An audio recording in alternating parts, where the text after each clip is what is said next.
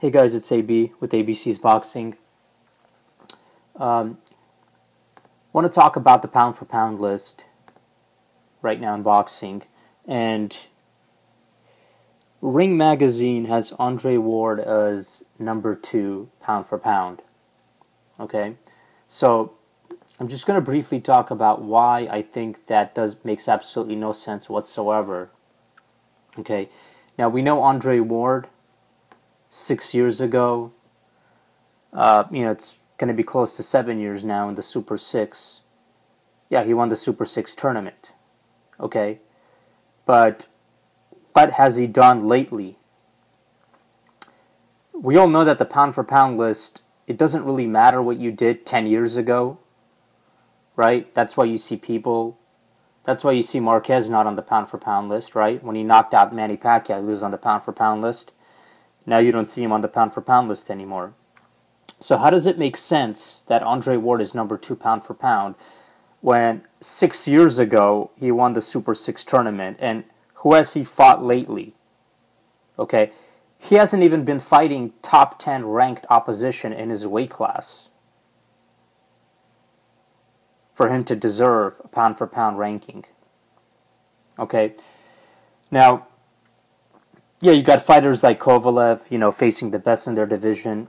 Yeah, you got guys like Golovkin who's facing top 10 opposition in his weight class, running over top 10 opposition, top 5 opposition, okay? What is Andre Ward doing to deserve the number 2 pound for pound spot, okay? Some of you guys have a lot of nostalgia. It's like, oh, well, back in the day. Nobody cares what you did 6 years ago. It's done. A good analogy of this is, let's say you're a sales rep for a company, and 3 years ago you were the top producer, and all of a sudden now, you come back to the company after a long layoff, you're not closing any deals, okay? Are you still the top producer? Just like in sales, what have you done for me lately? That's how the pound for pound list should be done, should be evaluated. It's what have you done for me lately? And what has Andre Ward done to deserve the pound for pound ranking? Okay, is it fair to say that 6 years ago I beat everybody in my weight class? Half of those fighters are already retired, and I can continue to face, guys outside of the top 10 and the top 30, and still be crowned pound for pound. Is that fair? Does that really make sense? Right?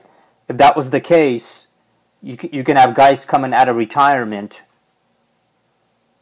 okay, facing a guy with 30 losses and still be in the pound for pound top 10.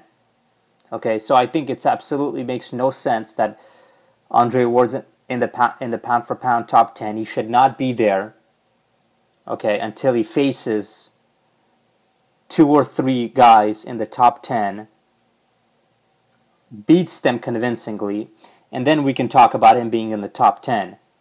But just because you did win a tournament 6 years ago, and half of those fighters are already retired, and you come back and you face guys not in the top 10, complete bums, you don't deserve to be in the top 10. Okay? And that's my take on that. Let me know what you guys think. Post your comments below. ABC's Boxing, I'm out.